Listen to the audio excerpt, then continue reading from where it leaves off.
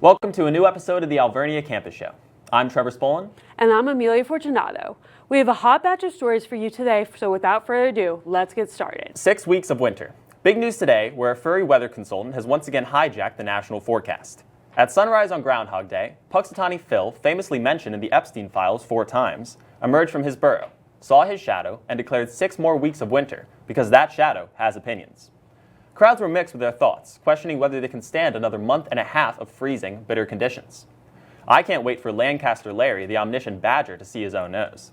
Hold on to your hats and hair. American boxer Jarrell Miller won his heavyweight match by just a hair piece. After taking a flurry of punches from opponent Kingsley Bay, his toupee was KO'd and dislodged from his head, throwing it into the crowd at the end of the round. Miller didn't let that stop him, though. He held his head high, and as the stadium lights shined off his head, he managed to secure the win. When questioned after the fight, the boxer noted that he burned his hair off after shampooing with bleach and needed to get an emergency toupee. Whether that stands to be true, at least we know that one lucky fan went home with an ultimate souvenir. Party in Utah. Archaeologists have discovered a 150-year-old bottle of alcohol buried at a Utah ski resort. The bottle was unopened and heavily fermented. Experts opened it and described the bottom of the bottle as milky. Of course, the team had to give it a taste. They called the alcohol fruity and slightly bitter. The real question is how the bottle came to be buried in the first place. Experts believe it to have been the work of college athletes, hiding their beverages from their coaches. If that's the case, someone better go check the Plex baseball field for about 500 bottles of Bud Light, though those are probably empty. In South Carolina, one man went to get a nice cold drink from the convenience store and decided to also get a $5 My Money Maker lottery ticket. Turns out that lottery ticket made him win $200,000, who now plans on investing the money later on. He went to 52 Station by Old Highway 52 in Monk Corner. Maybe you can consider going there to get a better chance at winning some money. Or not. I bet on Kalshi that he'll become the next Jeff Bezos. Let's hope that pans out. I bet $3 grand on it, and I have loans to pay. Your Honor, she's just a girl. Or rather, she's just a cow, literally. The Sorrell family welcomed a baby cow into their home after she was found struggling in the cold. She's never done anything wrong in her life, the Sorrell family said of the calf. The Sorrells' 3-year-old son, Gregory, decided to name the calf Sally. Sally has become an internet sensation, with superfans on the internet dubbing themselves Sallyinators. Hasta la vista, baby. That feeling when you realize a random cow has more Instagram followers than you. Porch pirates are on the rise in Oklahoma City, as 2 suspects got away with a poorly laced package yesterday afternoon. They acted with perfect precision, flawless teamwork, and zero remorse over their crimes. These 2 daring criminals aren't who you think they are. Turns out the porch pirates were actually pooch pirates, as the crime was pulled off by 2 adorable but deadly dogs looking for an extra afternoon snack. Unfortunately, the package was not full of dog treats, and local police safely returned it to its rightful owner. In southern Wisconsin, residents have been dealing with a group of aggressive wild turkeys. A neighbor had recorded a video of turkeys chasing a postal worker down the streets. That same neighbor also had problems with the turkeys when they were walking the streets with their child. At first, the residents didn't really have a problem with the turkeys, since they were okay and had brought life to the neighborhood. But over time, the turkeys have become a nuisance. For example, the turkeys block traffic, cause accidents, and chase mail people. The residents have started taking some steps to address the situation by bringing umbrellas so the turkeys will not attack them when they are outside. The Wisconsin DNR has decided to use wildlife to capture the turkeys and relocate them to a different home so they don't cause trouble for people anymore. Yesterday, on the 5th, McCook High School saw a lockdown during the school day. Unlike most lockdowns, this wasn't weather intruder related. The reason for the lockdown was a cow. Yes, the guys that brought you beloved classics like ground beef, steak, and whole milk. Law enforcement's reasons for locking down the school was to keep the cow out and prevent it from getting in. The cow was thankfully herded and moved to a safe place where it can be a productive member to cow society once again. I think I'm going to offer my thanks to the cow by drinking 1 gallon of milk when we cut to sports. Word on the street is that the cow was seeking an education before the law stepped in. If I had to wager, it was looking for a master's degree in mookaday. And now, here's sports.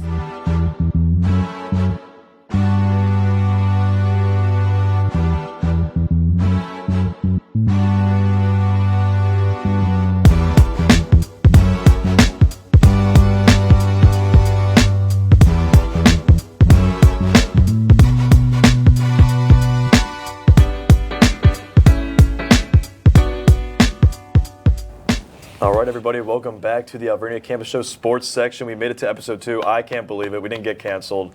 I'm Kyle Ridder. K-Money, we got C-Money. We got Austin. And last, CK. a lot of new faces, Carl. We do have some new faces. We are welcome to have you guys. Unfortunately, Bert is directing this episode, so we will cross our fingers for that and pray. And Andrew Simmons, he's in Staten Island right now running the 60 meter in the 200, so we'll clap it up for that. You know, he made it. Yeah, wish him luck there. So hopefully he's doing well in Staten Island. And we might as well go on to the Golden Wolf Rundown, talk about this past week's scores for Alvernia sports. So we're going to start off with ice hockey. So men's ice hockey, unfortunately, they lost this past weekend 2-0 to King's College and then 3-2 to Newman. It was a close game for Newman, a tough opponent. And they still remain in the playoff picture at 4th. So we'll see if they can still keep their spot, maintain that. Women's hockey, on the other hand, though, they were able to beat King's College this past weekend 6-1 and then beat Newman 4-1 the following day. So those wins got them back in the hunt, and now they are the 4th seed in the playoff picture.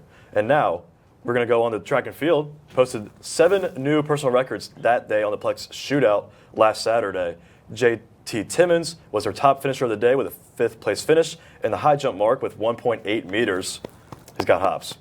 Clearly. We'll clap it up for that. Christian Medina and Quinn Harder both had 9th place finishes and finished in the top 10. And Medina took 9th in the shot put through that 13.6 meters. Harder took 9th in the triple jump with a mark of 11.8 meters. So shout out to Harder and Medina there. And this past week, Alvernia for wrestling, were able to have 3 dual wins. That's right, 3 beat Southern Virginia University, Marymount University, Albright College, and Garrett College in a dual-style round robin. That was a good thing to watch. I was there. Thing of beauty. It was. It was really good. Started the day with a 49-0 shutout win over Southern Virginia and just kept racking up wins. With women's wrestling as well, Ramai Rivero, one of the MAC athletes of the week, took first for the MAC Women's Championship, the team overall finishing 3rd. Shout out them getting on the podium. Yeah. So that was good by Ramai and the rest of the team. And we're going to talk about 2 of the basketball games that happened this past week. So women's basketball took the win against Stevenson 61-50. And then the one we're talking about was the win against York 62-57 with Taryn Woodson, 1,000 points.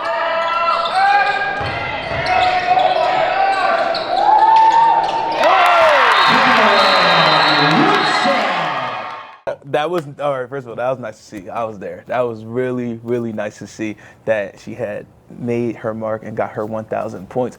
York, by the way, I'm not going to lie, I didn't know anything about their women's team, but they were able to shoot the ball well, but we were able to keep the pressure on them, and they couldn't stop us in the paint. That's all I can say. They couldn't stop us. Yeah, I mean, Austin, when you get going down in the paint and Taryn, 1,000 points, I mean, you're on the men's basketball team. Yes. And how impressive is it for her to reach that milestone? It's pretty impressive as a senior. I really think that she's taking this next step for her team.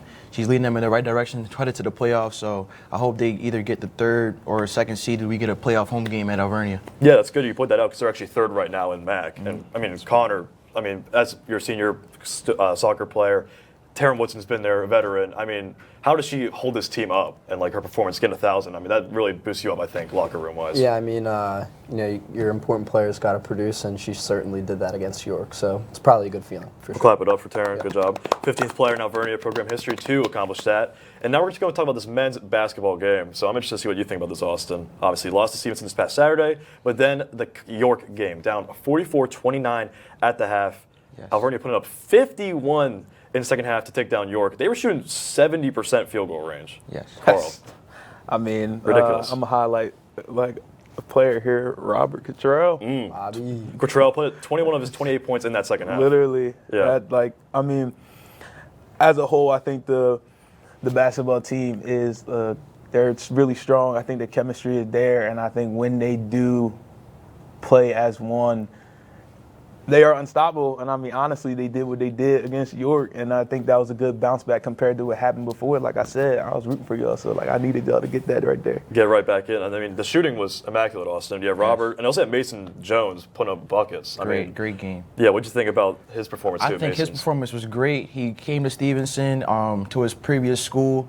He didn't have the performance that he wanted. He came back and bounced back against York, and I think that is a pretty good step in the right directions for next game against Albright. And I think that he'll keep it going until playoffs. Yeah, you got to keep that going down the line against MAC opponents, especially rivals like Albright. Yes, sir. Connor, a performance like that, coming up clutch in the last couple of minutes. How hard is that really to come back by that much? I know obviously basketball and soccer are different, but still, being able to lock in and being able to come back like that. Is it what's the mentality? Yeah, so it's all about mentality, really. You just got to be focused. You got to believe in yourself. And the basketball team clearly has a good mental stability in themselves, and they're very confident. So they want to win. And if they're going to want to win, then they're going to find a way to win. And they did that against York. Yeah, exactly. And speaking of being able to win, we're moving on to off the bench, and we're talking about first the NFL awards, being able to win, not Drake May MVP. All right. It was Matt Stafford by one first place vote. Carl, I'm sorry, buddy. In my opinion, I think they just wanted to give it to the vet. Matthew Stafford years just cutting it a little close, and Drake May got all the time in the world. So I think that's really what it was. I think Drake May is the better quarterback, but I might be a little biased. Just a little bit. Just a little bit. Do you agree with the call, Austin? Stafford MVP over? I agree with the call. Stafford threw for about 4,700 yards. I just think he's the MVP. He played great all year. He played in the tough NFC West, probably the best division in NFL. Yeah. And the Patriots had a little cupcake schedule. I don't know about that. So I think Matt Stafford is deserving MVP. Yeah, it's a long time coming for Stafford. Connor, what do you think about the call for Stafford MVP? Yeah, it makes sense. You can say cupcake schedule, of course, but Drake May did do his job throughout the entire season. But regardless of that, regardless of that, Stafford did his job arguably better. Yeah. That's why he got the award. And you have any thoughts about any of the other NFL award winners? Carl, one stand out to you specifically? Offensive player, defensive player, comeback player. Christian McCaffrey. I wasn't mad about it. I think that was well deserved. Yeah. Definitely. He had some injuries throughout the times, and he actually bounced back, and he helped them win against the Eagles. Not so much against Seattle, but that's a good running back right there. He can do it all. Hurt San Francisco 49ers. Yeah, coming back from that injury. Austin, any award winners that you thought stood out to you? Christian McCaffrey, and I would say JSN, because JSN, he put the offense on his back against a lot of teams in the NFC West and throughout the NFC. And, the Seahawks are he's the engine of their team, I believe. And also CMC, he puts the team on his back without Brock Purdy, without Mac Jones, whoever is not there. I think every single time CMC steps up to the table and helps his team win. So I think I'm not surprised with those two. Yeah, votes I was there. curious about that offensive player. That was tough between JSN and Puka and all those tough. guys. That was tough. Connor, any award winners stand out to you? Coach of the Year, Vrabel. You know what? I'm going to do my part as an Eagles fan, and I'm going to shout out Edward Callahan, NFL Fan of the Year. We won something. The Philadelphia Eagles. The only time the Philadelphia Eagles were mentioned, actually, in this award ceremony. So, got to shout him out, Edward Callahan. I really thought we would get Assistant Coach of the Year with Kevin Patullo. Yeah. I thought it was in the cards. I really thought so. But no, that would have been for the worst. Yeah. Yeah. But we can move on from the NFL awards. I'm going to send this to Connor, actually. Connor, you're going to talk about the Winter Olympics, which start today a little bit. Yeah. You have some stories to tell about this one, so. Yeah, so actually the Winter Olympics that are being held in Milan are going through the opening ceremonies right now as we're speaking. The main story coming out of it is Lindsey Vonn, a women's alpine skier who ruptured her ACL not even a week ago, but decided, you know what, I'm a dog. I'm going to go through and I'm going to continue to do what I'm doing and she's going to ski on a ruptured ACL. She went through a practice round earlier today, completed it, so she's going to do her downhill alpine skiing with a torn ACL. So that'll be interesting to watch for us Americans who are obviously rooting for the USA, but we'll be rooting her on as a vet. Oh, 100%. I mean, like, I want to ask you two about that. I mean, like, playing through an injury like that, like, what do you do you think there's like repercussions for that? You think she should have like? Oh well, there's always going to be repercussions, especially like when a torn rupture. To like, rupture, like ACL and stuff like that. It's always going to be something, but it takes a lot of heart. It takes a lot to actually be willing to put your body on the line just to show that you are great. Like that takes a lot, especially as an athlete. And I mean, she's gonna get it done. I'm rooting for her. Yeah, I mean, Austin. I mean, what do you think about that? I mean, just to piggyback off of what he said, I believe like just to put your body on the line like that. It takes a lot of courage, takes a lot of heart. Not a lot of people are able to do that, and I just believe whoever can do that is just like they're a strong person. It's absolutely. just insane to me. It's built different, and I think those Olympic athletes are cut from a different cloth. For sure. Like it's very like if you make it there, you're best of the best in the whole world, and it's like mental stuff you see with like Phelps, off topic, but like it's crazy. I think we're gonna wrap this up with I want to give your two predictions for the Super Bowl this weekend because we got me and Carl. I said Seahawks, he said Patriots. Of course, big shock. Austin, who do you think is winning the big matchup? Just to clarify. Who's your favorite team? My favorite team actually is the Seattle Seahawks, but my unbiased opinion, I do think the Seahawks win 30-20.